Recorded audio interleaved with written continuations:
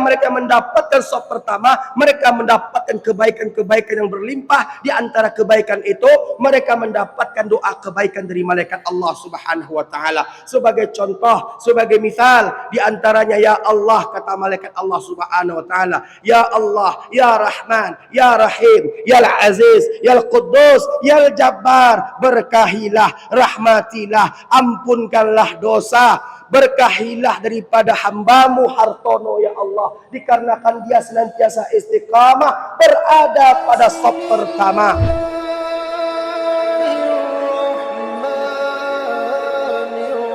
Ala wa barakatuh. Alhamdulillahi rabbil alamin, wassalatu wassalamu ala ashrafil anbiya'i wal mursalin wa ala alihi wa ashabi rasulillahi ajma'in. Ashhadu an la ilaha illallah wahdahu la sharika lah wa ashhadu anna sayyidana Muhammad bin Abdullah salawatullahi alaihi wa salamuhu sallallahu alaihi wa ala alihi wa ashabihi wa man sara ala nahjihi wa tamassaka bi sunnatihi ila yaumiddin. وسلم تسليما كثيرا مزيدا أما بعد. قال الله تعالى في محكم تنزيله أعوذ بالله من الشيطان الرجيم يا أيها الذين آمنوا اتقوا الله حق تقاته ولا تموتن إلا وأنتم مسلمون. وقال نبينا المصطفى محمد صلى الله عليه وآله وسلم Man shalla alayya salatan wahidah sallallahu alaihi biha ashra. Bapak Ibu jamaah kaum muslimin wal muslimat, al hadirin wal hadirat rahimani wa rahimakumullah.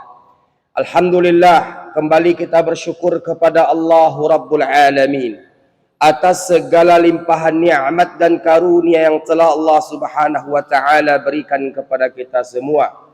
Bersalawat kita kepada Rasulullah Muhammad sallallahu alaihi wa alihi wasallam dengan lafaz Allahumma salli ala sayyidina Muhammad wa ala ali sayyidina Muhammad. Assalamu alayka ya Rasulullah. Semoga selawat yang kita bacakan menjadi pertanda bukti cinta kita kepada Rasulullah Muhammad sallallahu alaihi wa alihi wasallam. Dan semoga kita semua mendapatkan syafaat Nabi pada hari kiamat kelak. Amin ya rabbal alamin. Bapak Ibu yang dirahmati oleh Allah Subhanahu wa taala, kajian kita adalah kajian sambungan daripada kajian-kajian sebelumnya yang kita ambil faedah dari kitab Al-Arba'in An-Nawawiyah yang dikarang oleh Imam An-Nawawi rahimahullahu taala. Pada pagi hari ini, sebagaimana kita melanjutkan pada tema-tema sebelumnya, kita masih masuk pada pembahasan tentang perkara iman. Yang mana ketika Jibril alaihi salam bertanya kepada Nabi Muhammad sallallahu alaihi wa alihi wasallam, "Ya Muhammad, akhbirni 'anil iman." Ya Muhammad, akhbirni 'anil iman. وقال النبي عليه الصلاة والسلام قال أن تؤمن بالله الإيمان أن تؤمن بالله وملائكته وكتبه ورسله واليوم الآخر وتؤمن بالقدر خيره وشره. Kita telah masuk pada rukun iman yang kedua, yaitu beriman kepada malaikat-malaikat Allah Subhanahu wa taala. Alhamdulillah, pada bulan yang lalu kita telah membahas tentang 2 dari 10 amalan yang mendatangkan doa kebaikan dari malaikat Allah Subhanahu wa taala. Pada kesempatan yang berbahagia ini, pada bab pembahasan tentang rukun iman, yang mana hadis yang sangat panjang sekali, yang mana dikisahkan Jibril datang kepada Rasulullah alaihi salatu wassalam, datang menyamar menjadi seseorang yang hitam rambutnya, putih bajunya, syadidu sawadis syar, syadidu bayadis thiyab, la yura alaihi atharus safar, wa la ya'rifuhu minna ahad. Sampai-sampai sahabat Nabi menuturkan, hitam rambutnya, putih bajunya, dan tidak ada bekas-bekas tanda dari sebuah perjalanan jauh. Datang kepada Nabi, menyandarkan lututnya ke lutut Nabi Muhammad sallallahu alaihi wasallam. Sampai pada bab iman, Jibril bertanya kepada Nabi alaihi salatu wassalam, "Ya Muhammad, akhbirni 'anil iman." Qala an-nabiy sallallahu alaihi wa ala alihi wasallam, "Al-imanu an tu'mina billah wa malaikatihi wa kutubihi wa rusulihi wal yaumil akhir wa tu'mina bil qadari khairihi wa syarrihi." Nah, pada bulan yang lalu jemaah kaum muslimin wal muslimat rahimani wa rahimakumullah, kita telah masuk kepada perkara kedua. Iman kedua, beriman kepada malaikat Allah Subhanahu wa taala, dan kita terkonsentrasi membahas tentang 10 amalan yang mendatangkan doa kebaikan dari malaikat Allah Subhanahu wa taala. 2 telah kita bahas, 2 telah kita dudukkan, 2 telah kita kaji. Yang pertama apa? Taubatan nasuha. Yang pertama apa? Taubatan nasuha. Ini amalan pertama dari 10 amalan yang mendatangkan doa kebaikan dari malaikat Allah Subhanahu wa taala. Sedikit kita murojaah Bapak Ibu yang dirahmati oleh Allah Subhanahu wa taala.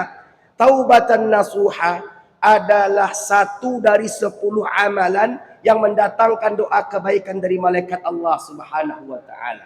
Maka oleh karenanya, merujuk kita kepada perintah Allah Subhanahu wa taala yang terdapat di dalam surat At-Tahrim, juz 28, surat yang terakhir setelah At-Talaq, sebelum Al-Muluk, lembaran terakhir dari halaman 2 halaman di pojok sebelah atas bagian kanan. Allah Subhanahu wa taala berfirman, "A'udzu billahi minasyaitonir rajim.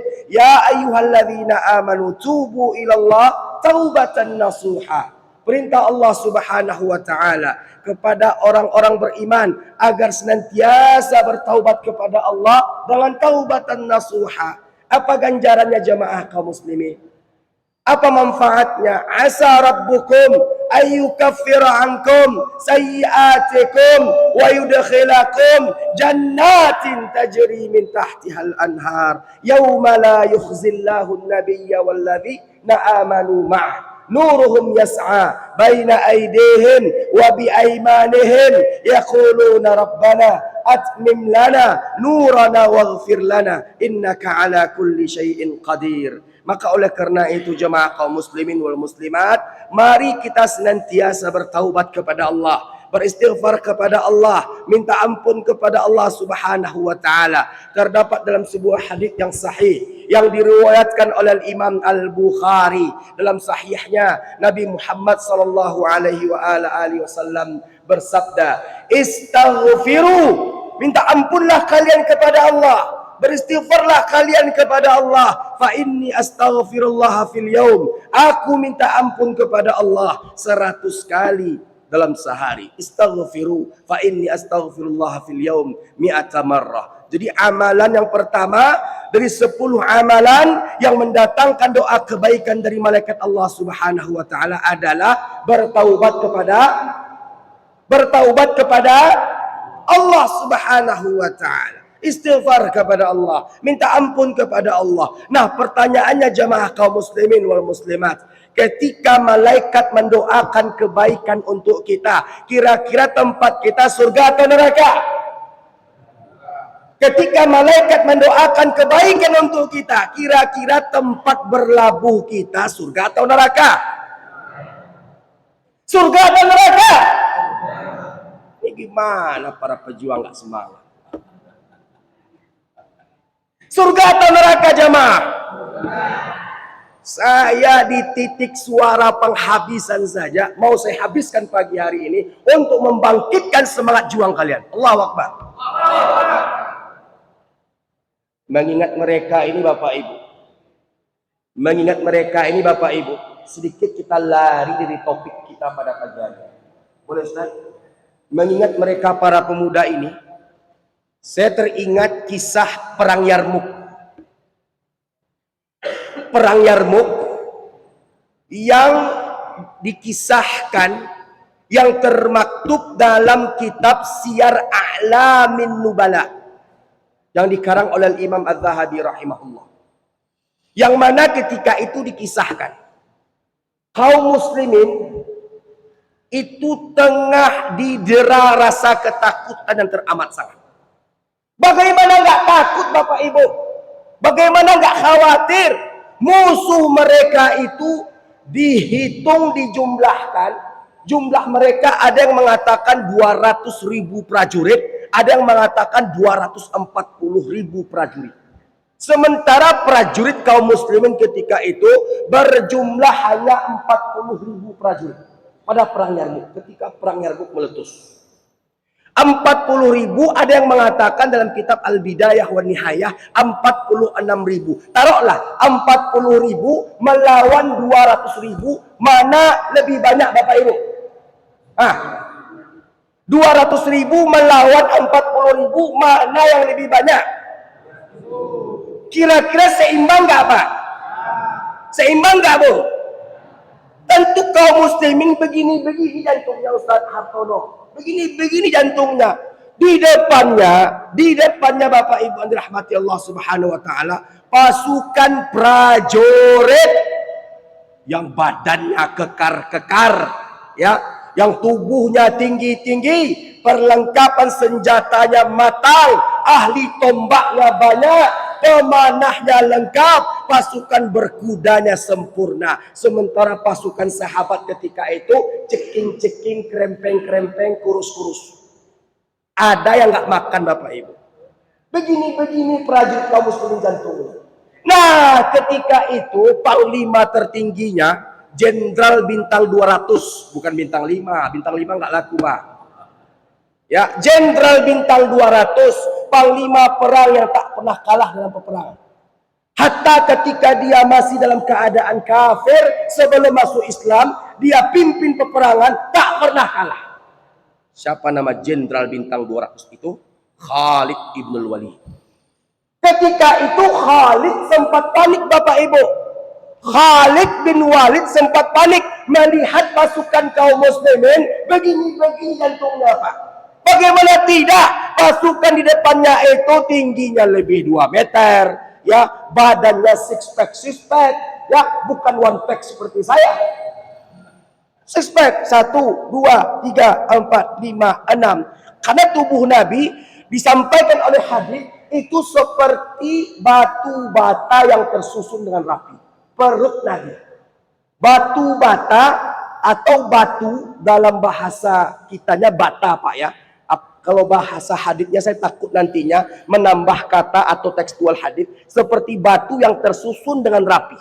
Perut Nabi, six pack bahasa kita zaman sekarang. Nah, sahabat-sahabat Nabi itu Bapak Ibu yang dirahmati Allah, kurus-kurus, kering-kering, kerantang-kerantang. Sementara pasukan-pasukan di depannya itu pasukan-pasukan yang sangat luar biasa sekali. Khalid bin Walid begini jantungnya Bapak Ibu. Hampir-hampir saja Khalid ketika itu menulis surat kepada khalifah untuk meminta bantuan tentara tambahan. Untuk meminta bantuan prajurit tambahan. Hampir-hampir saja Khalid bin Walid menulis surat kepada khalifah untuk mengirim bantuan bala tentara tambahan. Tapi nggak jadi. Kenapa nggak jadi? Nah, itulah yang teringat saya, para bikers subuh ini. Kenapa nggak jadi Ustaz? Alasannya, tegaklah seorang kesatria sejati. Ya, preman yang luar biasa premannya. Preman itu dalam artian kata memang betul-betul kuat nyalinya, kuat mentalnya terhadap kebenaran. Bukan seperti orang preman zaman sekarang yang menindas orang-orang lemah. Dia keras kepada kebenaran, keras kepada hak, yang sehingganya orang-orang yang menampakkan kemungkaran atau kebatilan dia tumpas satu persatu. Terdapatlah seorang sahabiyun jalil yang bernama Ikrimah bin Abi Jahal radhiyallahu taala anhu. Penggunaan kalimat preman rasanya nggak sopan Pak kepada sahabat Nabi. Saya minta maaf, kita hapus kalimat itu. Sahabat Nabi yang mulia yang bernama Ikrimah bin Abi Jahal yang masuk Islam ketika penaklukan kota Mekah setelah mendapatkan jaminan keamanan dari Nabi Muhammad sallallahu alaihi wasallam. Ikrimah masuk Islam. Ikrimah bersumpah di depan Nabi, wahai Nabi yang aku cintai, dulu aku benci, sekarang paling aku cintai. Wahai Nabi, aku dulu memusuhimu, aku dulu memerangimu dengan pedangku ini. Aku bersumpah, aku berjanji dengan kemuliaan Allah, kemahaperkasaan Allah, aku akan bela Islam dan aku akan tumpas musuh-musuh Islam sampai ke akar-akarnya. Itu sumpah Ikrimah ketika penaklukan kota Mekah. Dan terbukti sumpah itu ketika perang Yarmuk meletus. Nggak jadi Hartono, nggak jadi Pak, ya, nggak jadi para abang-abang sekalian, para bikers subuh sekalian, nggak jadi Khalid menulis surat kepada Khalifah untuk meminta tambahan tentara gara-gara apa? Mental kesatria seorang panglima Ikrimah bin Abi Jahal yang betul-betul menunjukkan kebuasannya seperti singa yang sedang kelaparan. Apa yang dilakukan oleh Ikrimah ketika itu Pak? Boleh saya berdiri? Apa yang dilakukan oleh Ikrimah ketika itu para jamaah?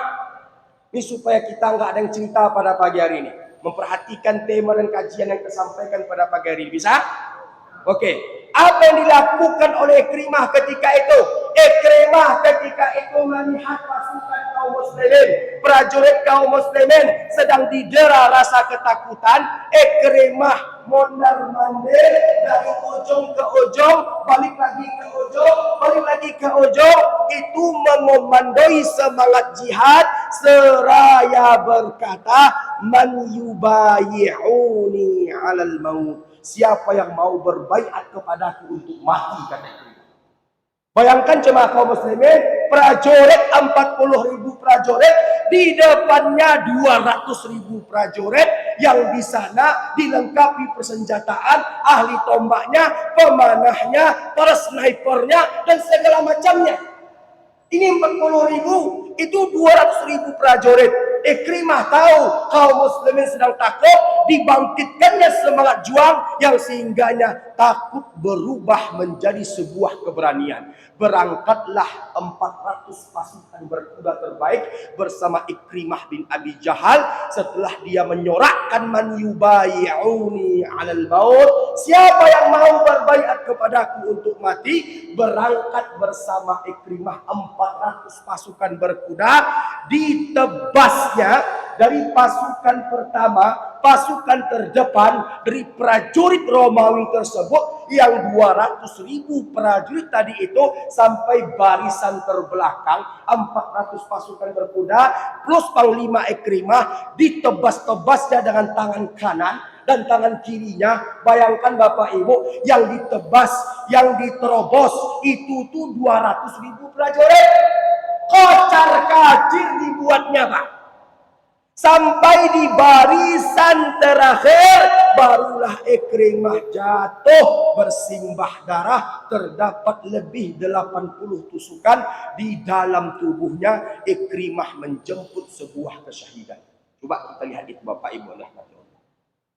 Tadi 40.000 dipecah lagi jadi 400 bersama panglima Ikrimah. Ikrimah yang dulunya hina ketika masih kafir Quraisy, setelah dia masuk Islam, dia dirindukan oleh penduduk langit, dia dicemburui oleh penduduk langit.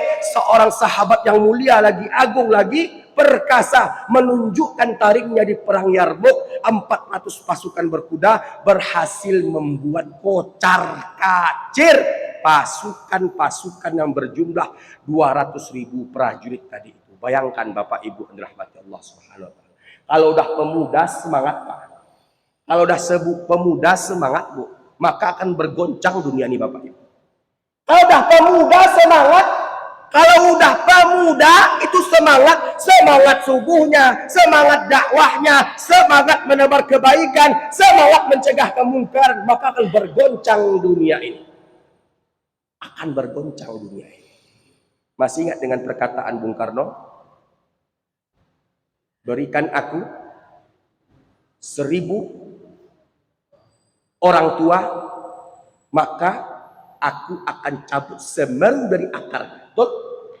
Berikan aku 10 pemuda, aku akan goncangkan dunia. Ikrimah ketika itu dikatakan masih dalam usia muda, sebagai seorang pemuda yang sampai mencatatkan sejarah kelam bagi bangsa Romawi sampai hari ini, sampai hari kiamat. Kok bisa pasukan berjumlah 200.000, Pak? 1/4 juta tuh, Pak. Dihajar habis-habisan oleh Ikrimah. Dihajar habis-habisan oleh Ikrimah. Dikatakan dalam kitab Al-Bidayah wa Nihayah, Ikrimah itu, Pak, kalau memanah, sniper kita itu, Bapak Ibu yang dirahmati Allah, 1 peluru 1 musuh. Kan begitu? Kalau sniper luar itu 1 peluru 1 musuh. Kan begitu? Ikrimah bin Abi Jahal 1 panah untuk 3 musuh sekaligus.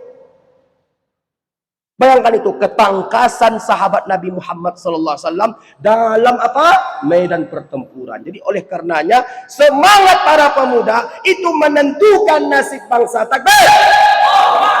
Begitu Ikrimah bin Abi Jahal radhiyallahu taala anhu, ya, Ka'ka ibn Amr At-Tamimi dan para pemberani yang membangkitkan semangat Islam yang sehingganya Islam dapat dikuasai 2/3 dari dunia ini. Maka oleh karenanya Islam itu berada pada pundak-pundak kalian. Bersemangatlah dan jangan lemah hanya gara-gara seorang pemudi. Bisa? Bisa? Bersemangatlah dan jangan lemah gara-gara hanya seorang pemudi. Kalian pemuda, jangan lemah hanya gara-gara seorang pemudi. Ingat itu ya. Jangan lemah hanya gara-gara seorang pemudi. Baik, kita lanjutkan tema kita. Jadi amalan pertama yang mendatangkan doa kebaikan dari malaikat Allah Subhanahu wa taala adalah apa? Taubatan nasuha. Itu yang pertama. Yang kedua, Bapak Ibu yang dirahmati Allah, amalan yang mendatangkan doa kebaikan dari malaikat Allah Subhanahu wa taala adalah bersedekah. Jadi ketika Bapak Ibu yang dirahmati Allah mengeluarkan sedekah, memberikan sedekah dari harta-harta yang kita miliki, dari harta-harta yang kita punya, dari harta-harta yang kita raih, dari harta-harta yang kita simpan, dari harta-harta yang kita peroleh, kita keluarkan ke tangan para fakir miskin, mereka-mereka yang membutuhkannya, mereka-mereka yang mengharapkannya, mereka-mereka yang menginginkannya. Maka oleh karenanya malaikat-malaikat Allah Subhanahu wa taala bertanding-tanding, berlomba-lomba mendoakan kebaikan untuk saudara-saudara yang sehingganya apa? Kebaikan itu berbuah manis, yaitu surga Allah Subhanahu wa taala. Bersedekahlah semampu kalian, bersedekahlah sebisa kalian, bersedekahlah sesuai ukuran kemampuan kita, karena sungguhnya sedekah kecil, sedekah besar itu sama di sisi Allah Subhanahu wa taala. Niat kita karena Allah, untuk agama Allah, untuk menolong saudara kita kaum muslimin wal muslimat, dan semoga dengan itu kita mendapatkan rahmat dari Allah Subhanahu wa taala. Amalan ketiga jamaah kaum muslimin wal muslimat, al hadirin wal hadirat, a'azzani Allah wa iyyakum jami'a, yang mendatangkan doa kebaikan dari malaikat Allah Subhanahu wa taala adalah selalu salat di saf pertama. Ini yang ketiga. Ini yang ketiga. Ya, amalan yang ketiga yang mendatangkan doa kebaikan dari malaikat Allah Subhanahu wa taala adalah selalu salat di saf pertama. Ini khusus untuk laki-laki ya, Bu. Ya, tidak untuk perempuan. Untuk laki-laki dulu kita mengkaji. Malaikat Allah Subhanahu wa taala bertanding-tanding, berlomba-lomba, berebut-rebut bagi mereka apa? Yang duduk, yang salah, yang berdiri di saf pertama. Bertanding-tanding untuk apa, Ustaz? Bertanding-tanding mendoakan mereka-mereka yang ada pada saf pertama, mendoakan kebaikan untuk kita, untuk siapapun itu.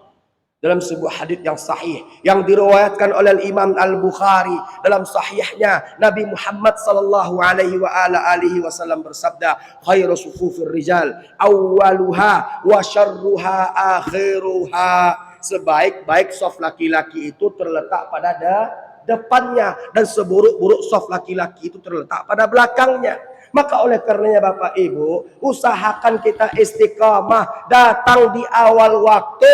Untuk apa Ustadz? Untuk mendapatkan saf pertama. Karena sungguhnya mereka-mereka yang tegak, mereka-mereka yang salat, mereka-mereka mendapatkan saf pertama, mereka mendapatkan kebaikan-kebaikan yang berlimpah. Di antara kebaikan itu, mereka mendapatkan doa kebaikan dari malaikat Allah Subhanahu wa taala. Sebagai contoh, sebagai misal, di antaranya ya Allah, kata malaikat Allah Subhanahu wa taala, ya Allah, ya Rahman, ya Rahim, ya Aziz, ya Quddus, ya Jabbar, berkahilah, rahmatilah, ampunkanlah dosa, berkahilah daripada hambamu Hartono ya Allah, dikarenakan dia senantiasa istiqamah berada pada saf pertama. Dan di antara kebaikan saf pertama itu jemaah kaum muslimin terdapat dalam sebuah hadis yang sahih yang diriwayatkan oleh Imam Al-Bukhari, Muslim, Abi Daud, An-Nasai, Ibnu Majah, Ad-Darimi, Al-Bazzar, Al-Hakim, Ahmad ibn Hanbal, yang terdapat di dalam Al-Musnad, bahkan Ibnu Khuzaimah, Ibnu Abi Dunya,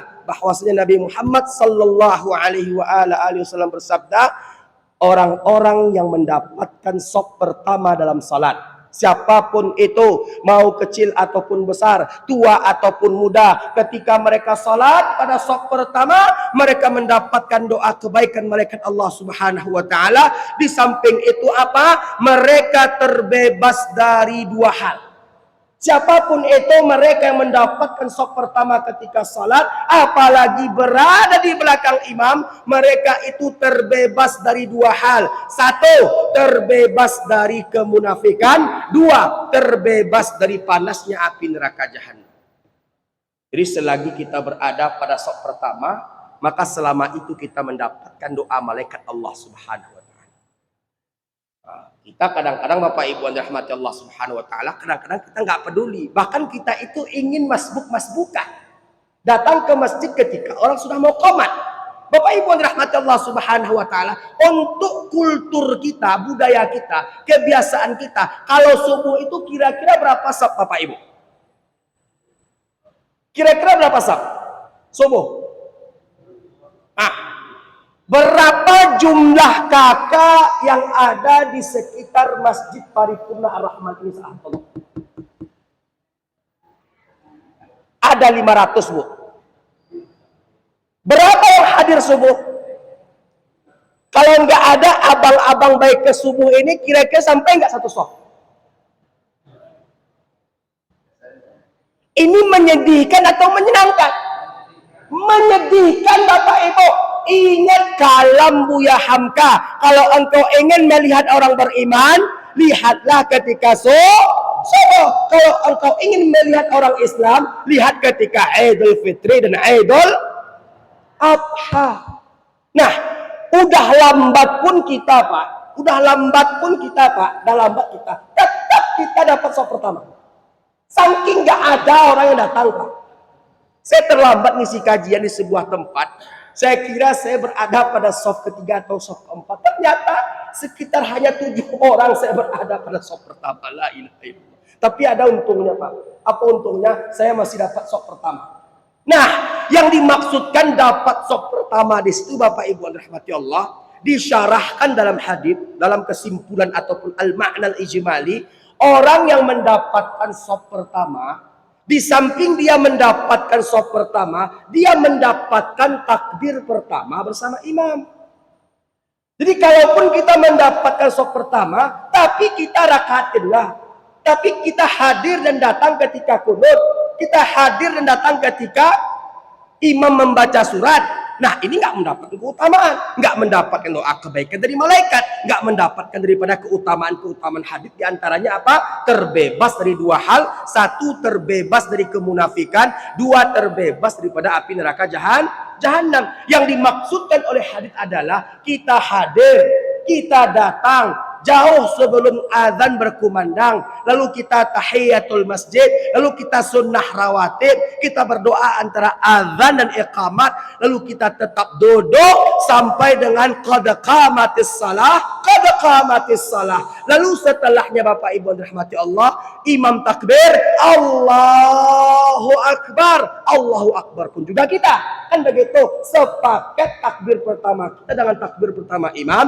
yang sehingganya apa? Selama kita berada pada sok pertama tadi itu, malaikat-malaikat Allah Subhanahu wa taala bertanding-tanding, berduyun-duyun, berlomba-lomba mendoakan kebaikan untuk kita. Allahu Akbar. Jadi oleh karenanya bersemangatlah. Kenapa baik ke subuh ini perlu ada apa? Kenapa sahabat? Baik ke subuh ini perlu ada kenapa? Karena afqalus salah 'alal munafiqin salatul isya wa salatul fajr. Salat yang paling berat dikerjakan oleh orang-orang munafik adalah salat subuh dan isya. Jadi untuk supaya menyelamatkan umat Islam dari kemunafikan adalah apa? Menggiatkan semarak subuh berjamaah. Takbir. Itu gunanya. Itu gunanya, Bu. Jadi jangan asal main bid'ah-bid'ahan saja. Begitu, Pak. Ini dah ada pula baik ke subuh, nggak ada pada zaman Nabi. Ini orang bodoh begini nih. Zaman Nabi dengan zaman sekarang berbeda. Iman sahabat itu nggak bisa Pak dibandingkan dengan iman kita. Sahabat itu siangnya mereka itu berpuasa, malamnya mereka itu berqiyamul lail. Iman akhir zaman, iman pagi hari, kafir sore hari. Masak pagi hari, busuk sore hari. Iman sehari, kafir sehari. Kan begitu. Nah, maka oleh karenanya untuk menyelamatkan umat Islam dari kemunafikan perlunya ada kelompok, perlunya ada komunitas untuk menggiatkan, menyemarakkan subuh berjamaah di masjid ataupun di musola, terkhusus untuk Kota Pekanbaru, Provinsi Riau. Jadi oleh karenanya besok Bapak Ibu rahmati Allah SWT, khusus bagi kaum laki-laki, berebut-rebut kita hadir di sok pertama untuk mendapatkan kebaikan daripada doa kebaikan dari malaikat Allah Subhanahu wa taala. Ditambah lagi Bapak Ibu rahmati Allah, kita terbebas dari dua, apa itu? Terbebas dari kemunafikan dan terbebas daripada panasnya api neraka jahanam. Bendahara Masjid Paripurna Ar-Rahman siapa? Pak Tabrani hadir pada pagi hari. Oke, baik. Ketua Masjid Paripurna siapa? Oke, baik. Pak Yasri Medi. Begini Pak, saya ada sebuah siasat. Ini untuk memancing umat. Siasat untuk memancing umat agar keluar dari rumah-rumah mereka ketika subuh. Agar keluar dari rumah-rumah mereka ketika subuh. Siasat pancingan itu seperti ini kira-kira. Nanti habis Isya, Ustadz Hartono boleh umumkan, atau nanti Pak Tabrani boleh umumkan, atau nanti siapapun itu, bapak-bapak yang hadir pada pagi hari ini juga boleh umumkan. Nanti malam Pak habis sholat Isya, tolong umumkan dengan mic yang corongnya keluar dengan keras di luar. Bila perlu didengar oleh seluruh orang-orang yang tinggal di sekitar Masjid Paripurna Rahman. Narasi pengumumannya lebih kurang seperti ini. Assalamualaikum warahmatullahi wabarakatuh. Diberitahukan, diinformasikan kepada seluruh jamaah kaum muslimin dan muslimat Masjid Paripurna Ar-Rahman yang hadir subuh di Masjid Paripurna Ar-Rahman pada hari Senin, besok tanggal berapa Pak? Tanggal 11 September 2023, yang bisa hadir, yang bisa datang, yang bisa ikut berjamaah subuh berjamaah di Masjid Paripurna Ar-Rahman, maka dalam hal ini saya selaku ketua, ya, didukung oleh bendahara dan pengurus, akan memberikan sembako senilai Rp500.000 plus uang saku Rp250.000. Ada kas kita Pak? Ada. Ini siasat Pak untuk memancing umat Islam keluar dari rumah-rumah mereka. Bisa kita umumkan? Bisa kita mainkan malam ini?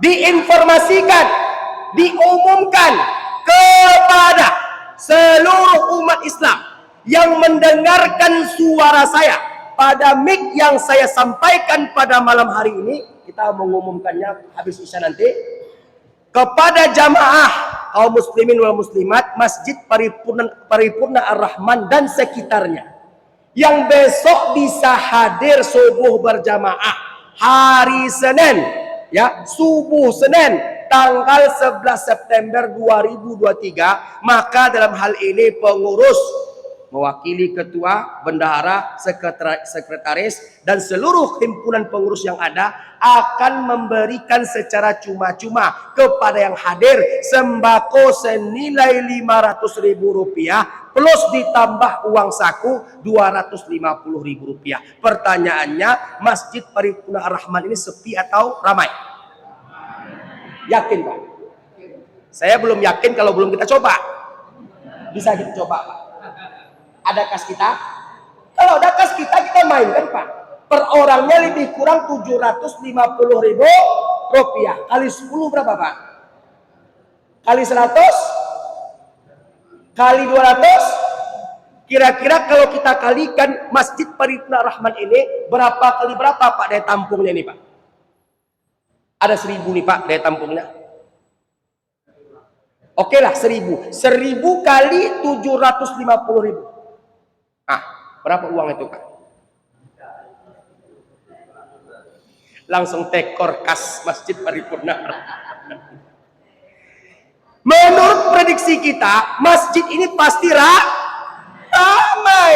Padahal apa? Ada kebaikan yang tersembunyi di subuh tersebut yang lebih baik, yang lebih dahsyat, lebih besar dari uang Rp750.000 tadi. 2 rakaat salat sunnah fajar dalam hadits Bukhari itu pahalanya, kebaikannya lebih baik daripada di dunia beserta. Dalam hadits Bukhari yang diriwayatkan oleh Imam Al-Bukhari dari sahabat Abu Hurairah semoga Allah meridainya, sami'tu anna Rasulullah sallallahu alaihi wasallam yaqul, aku mendengar Rasulullah Muhammad sallallahu alaihi wasallam bersabda, basyiril masyaina fid dhulam binurit tam yaumal qiyamah. Sampaikan kepada mereka-mereka yang berjalan di tengah kegelapan malam, mereka akan mendapatkan cahaya Allah yang sempurna pada hari kiamat. Berjalan seperti apa yang dimaksudkan Ustaz? Berjalan di tengah kegelapan dari pintu rumah menuju rumah Allah Subhanahu wa taala untuk menunaikan subuh berjamaah di masjid, maka Allah akan berikan cahaya Allah yang sempurna pada hari kiamat. Yang berikutnya apa? Seandainya umatku tahu, kata Nabi, seandainya umatku tahu apa yang terkandung, apa yang terdapat di dalam subuh tersebut, niscaya pasti dia akan mendatanginya walau dalam keadaan merangkak. Maka oleh karenanya berjuta kebaikan itu lebih dahsyat, lebih besar daripada apa? Uang Rp750.000 tadi. Jadi oleh karenanya mari kita semangat, kalau bisa tambah lagi personil. Ya, tambah lagi personil. Bila perlu hadirkan semua pemuda-pemuda, libatkan mereka dalam hal-hal kebaikan yang insya Allah kita akan tauhidkan Indonesia. Kita akan jadikan Indonesia ini menjadi negeri yang baldatun thayyibatun wa rabbun ghafur, dalam bingkai kebinekaan, dalam bingkai toleransi yang mendukung daripada perbedaan, yang melahirkan keakuran, keakraban di antara kita umat beragama. Amin ya rabbal alamin. Bapak Ibu yang dirahmati oleh Allah Subhanahu wa taala, berikutnya di antara bentuk kebaikan-kebaikan sop pertama yang ada contoh pada akhir zaman sekarang, yang kalau di Indonesia kita melihat orang-orang Islam itu masih menganggap sholat di sop pertama itu masih biasa. Ada di antara mereka yang nggak tahu keutamaannya, atau ada di antara mereka yang tahu tapi malas untuk mengamalkannya. Dua kemungkinan ini Bapak Ibu. Ada yang tahu tapi malas untuk mengamalkannya. Ada yang nggak tahu. Nah, oleh karenanya, kalau boleh kita mengambil contoh di luar negeri sana, kalau nggak salah saya, Bapak Ibu yang dirahmati Allah, di Aljazair, entah di Kuwait, entah di Tunisia, Ada sebuah kejadian Ustaz Tono, ada sebuah kejadian Bapak Ibu rahmati Allah, yang mana seorang bapak, dia itu terbiasa sholat di saf pertama, duduk di saf pertama. Contohnya nih, dia duduk di sebelah kanan imam di saf pertama, bertahun-tahun, bukan berhari-hari, bertahun-tahun, bukan berminggu-minggu, bertahun-tahun Pak. Dia selalu mencatatkan namanya, dan manusia kenal, jemaah itu kenal, bapak itu selalu duduk di sebelah kanan, di sebelah imam. Ya, sebelah kanan di sebelah imam. Lalu si bapak itu pada suatu ketika, entah karena ada hajat, entah karena ada sesuatu hal yang menjadikan si bapak tersebut itu pergi sejenak untuk membuang hajatnya atau untuk menuntaskan keperluannya, yang sehingganya apa? Tempat duduk biasanya tadi itu direbut oleh seorang pemuda. Nah, ketika bapak itu datang, tempat dudukku telah ada yang mendudukkan. Akhirnya apa? Dia bernegosiasi kepada pemuda tersebut. Wahai anak muda, ini tempat dudukku. Udah bertahun-tahun, udah berpuluh-puluh tahun aku duduk di sini. Pergilah kau dari sini. Pergilah kau dari sini, pergi dan enyahlah engkau di tempat ini. Ini tempat dudukku. Lalu dengan gampangnya, dengan entengnya si pemuda menjawab, siapa cepat dia dapat. Berlomba-lomba untuk kebaikan itu dibolehkan, Ustaz? Boleh.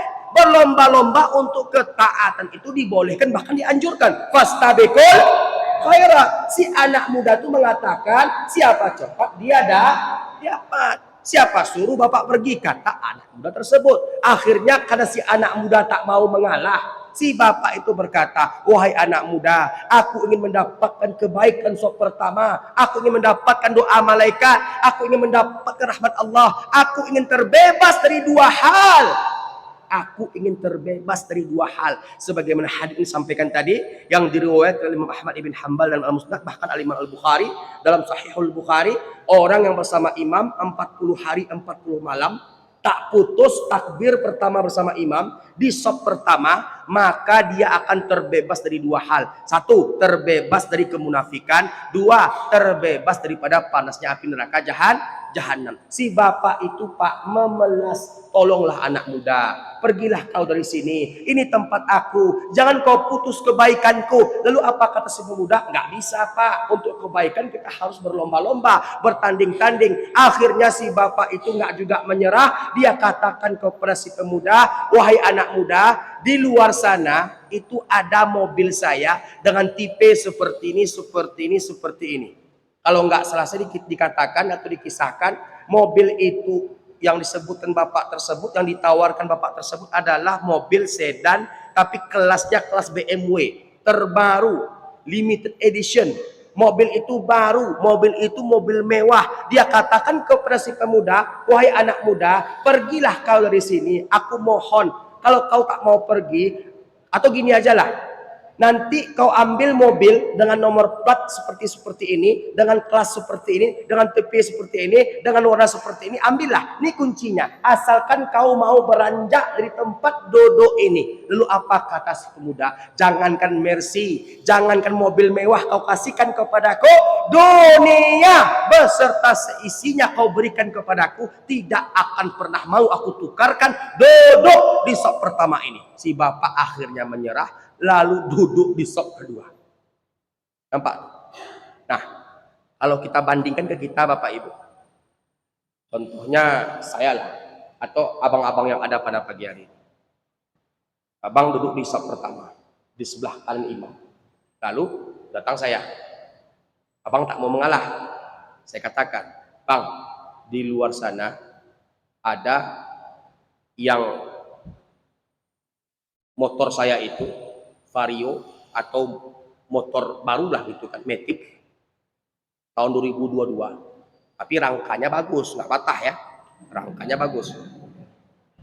Jadi silahkan abang ambil motor itu, asalkan abang mau menukarkan tempat duduk abang di sebelah kanan imam ini untukku. Abang mau nggak berikan? Yakin? Masa iya? Barangnya nggak nampak. Kalau saya bawa BPKB-nya langsung, ini bang BPKB-nya, ini STNK-nya. Apa kata hati kita? Kesempatan emas tak datang dua kali. Kan begitu. Tapi tidak bagi pemuda itu. Tidak bagi pemuda itu. Nggak berlaku Mercy, Pak. Nggak berlaku BMW. Nggak berlaku Mercedes-Benz. Bahkan dunia beserta seisinya diberikan untuk menggantikan soft yang telah diambil pemuda tadi itu tetap tidak akan diberikannya. Bapak Ibu tahu, si pemuda paham akan kebaikan, keutamaan, keistimewaan soft pertama. Si bapak pun juga paham. Malaikat Allah dibuat cemburu oleh mereka. Karena apa? Mereka berebut-rebut dalam hal melakukan kebaikan. Kalau kita, Pak Hartono, ya Pak ya, kalau kita udah digini kan Pak, nah, apalagi ketika Jumat, diumumkan sama Pak Hartono, bagi jamaah-jamaah agar harap merapat ke depan, supaya nanti pundak-pundak kita, bahu-bahu kita nggak dilangkahi, basi banak, basi pakak, Pak. Kan begitu. Kenapa? Satu, bisa jadi mereka itu nggak mengerti keutamaan pertama. Yang kedua, bisa jadi mereka tahu tapi malas melakukannya atau malas mengerjakannya.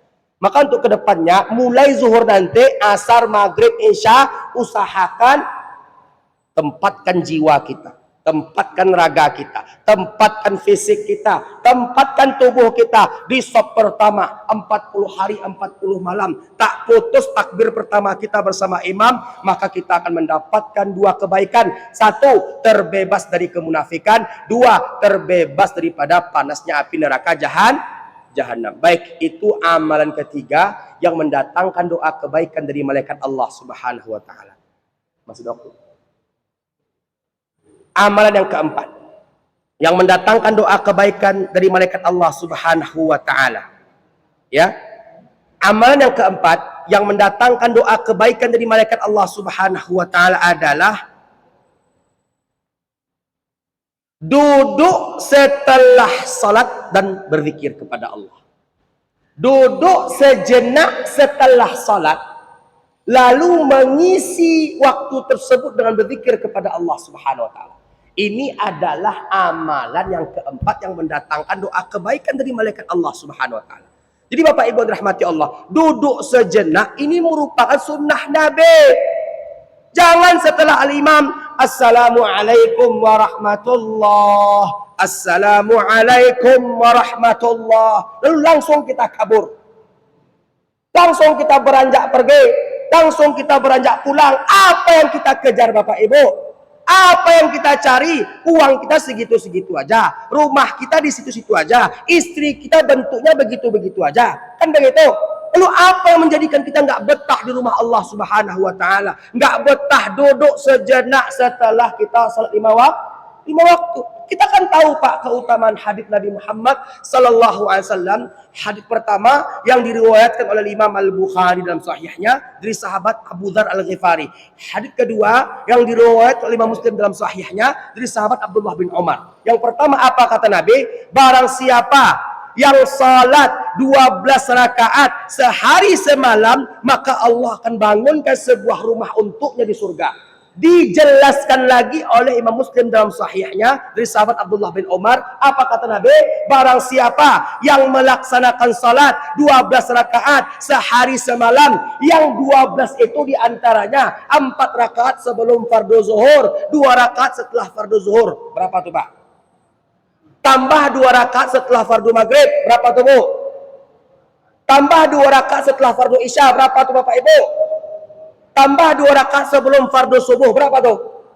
Nah, barang siapa yang melaksanakan salat 12 rakaat, yaitu 4 rakaat sebelum fardu zuhur, setelah azan, sebelum iqamat, 2 rakaat setelah fardu zuhur, 6. 2 rakaat setelah fardu maghrib, 8. 2 rakaat setelah fardu isya, 10. 2 rakaat sebelum fardu subuh, 12 totalnya. Salat sunnah rawatib. Maka Allah akan bangunkan sebuah rumah untuknya di surga. Jadi ketika imam Assalamualaikum warahmatullah, Assalamualaikum warahmatullah, sebelum kita melakukan sunnah rawatib, kita isi astaghfirullahaladzim alladzi la ilaha illa huwal hayyul qayyum wa atubu ilaih. Astaghfirullahal azim. Lalu kita baca ayat kursi, keutamaan ayat kursi banyak sekali. Kita subhanallah, alhamdulillah, Allahu akbar. Apa kata Nabi Muhammad sallallahu alaihi wasallam dalam hadis yang sahih yang diriwayatkan oleh Imam Al-Bukhari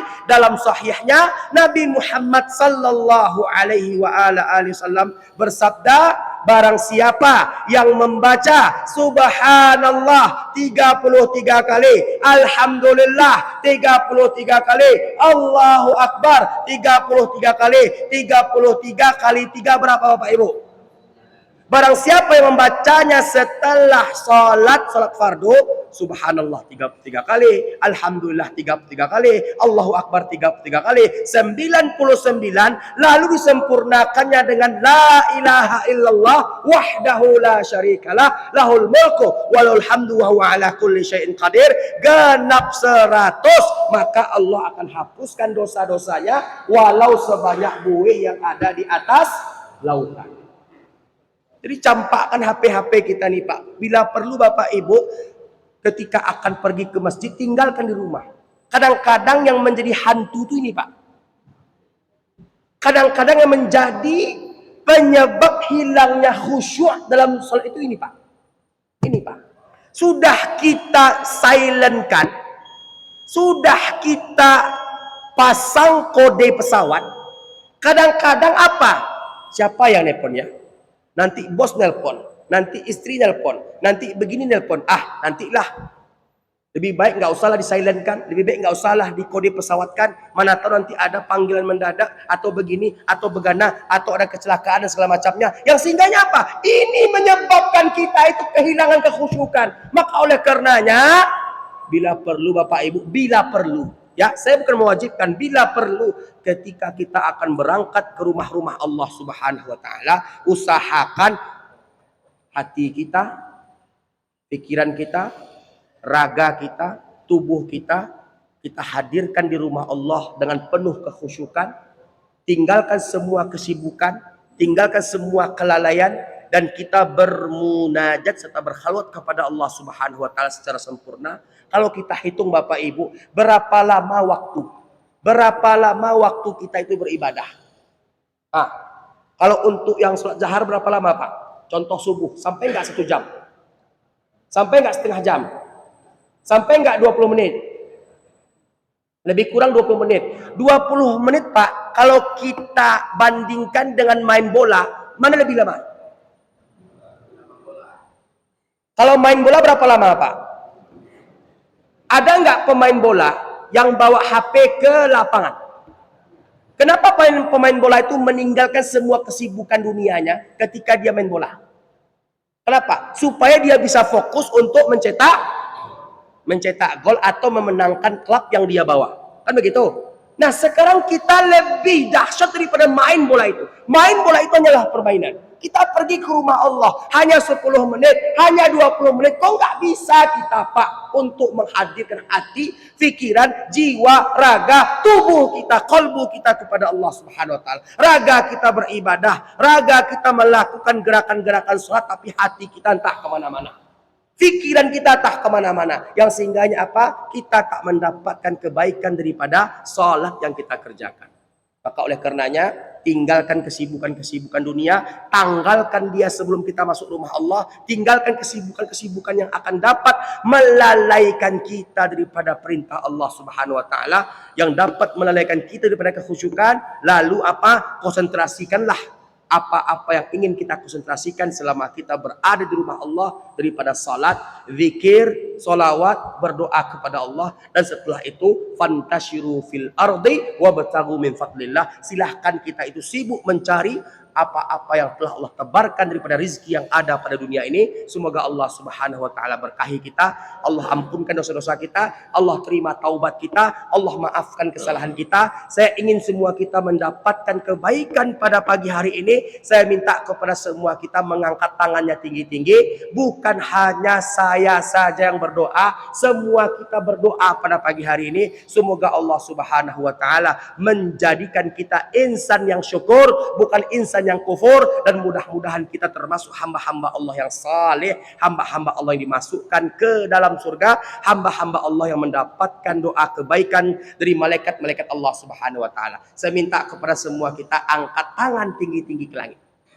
Semua kita tanpa terkecuali. Ikuti apa yang saya baca, lafazkan apa yang saya ucapkan. Mari kita getarkan langit pada pagi hari ini dengan doa-doa kita yang akan dapat menembus pintu langit Allah sampai pintu yang ketujuh. Bismillahirrahmanirrahim.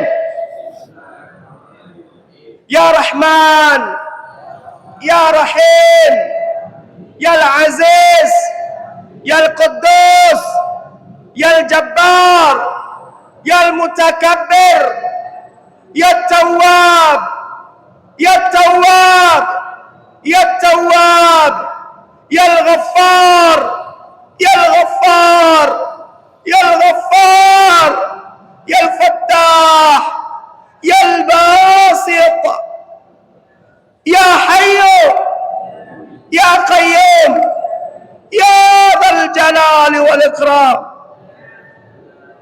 La ilaha illa anta subhanak subhanak subhanak subhanaka inna kunna minadh dhalimin. Allahumma taqabbal minna taubatana. Allahumma taqabbal minna taubatana. Allahumma taqabbal minna taubatana. Ya arhamar rahimin, ya mujibas sa'ilin, ya akramal akramin. La ilaha illa anta subhanaka inna kunna minadh dhalimin. Allahumma ajirna minan nar. Allahumma ajirna minan nar. Allahumma ajirna minan nar. Allahumma hawwin alaina fi sakaratil maut wan najata minan nar wal afwa 'inda al hisab. Ya Allah, Ya Rahman, yang menguasai langit dan bumi, yang menciptakan seluruh makhluk hidup, yang maha perkasa, yang maha pengampun, lagi maha bijaksana. Dengarkanlah doa kami ya Allah. Ya Allah, ampunkanlah dosa kami, maafkanlah kesalahan kami, terimalah taubat kami, hapuslah dosa-dosa kami, rahmatilah kami, berkahilah usia kami, lancarkan rizki kami, mudahkan urusan kami, anugerahkanlah kepada kami anak yang saleh dan salihah, menjadi penyejuk jiwa, pelipur lara, penyampai kaki kami ke dalam surgamu dengan rahmat dan cinta. Ya Allah, hanya kepada Engkaulah kami menyembah, dan hanya kepada Engkaulah kami meminta dan memohon pertolongan. Kabulkanlah doa-doa kami ya Allah. Ya Hayyu, Ya Qayyum, birahmatika nastaghith. Rabbana atina fid dunya hasanah wa fil akhirati hasanah wa qina adzaban nar. Walhamdulillahi rabbil alamin. Alhamdulillah telah kita selesaikan kajian kita pada pagi hari ini, dan kita masih pada pembahasan 10 amalan yang mendatangkan doa kebaikan dari malaikat-malaikat Allah Subhanahu wa taala. Telah kita tuntaskan 4 kebaikan. Insyaallah pada bulan berikutnya kita masuk kepada poin kelima dari 10 amalan yang mendatangkan doa kebaikan dari malaikat Allah Subhanahu wa taala. Semoga kita semua berada dalam doa-doa malaikat Allah Subhanahu wa taala, dan semoga kita semua tanpa terkecuali tercantum namanya, terdaftar namanya dalam buku catatan-catatan kebaikan malaikat-malaikat Allah Subhanahu wa taala. Amin ya rabbal alamin. Hadza wa sallallahu ala nabiyyina Muhammad wa ala alihi wa sahbihi ajma'in. Subhanakallahumma bihamdihi, subhanakallahumma bihamdika, asyhadu an la ilaha illa anta, astaghfiruka wa atubu ilaih. Assalamu alaikum warahmatullahi taala wabarakatuh.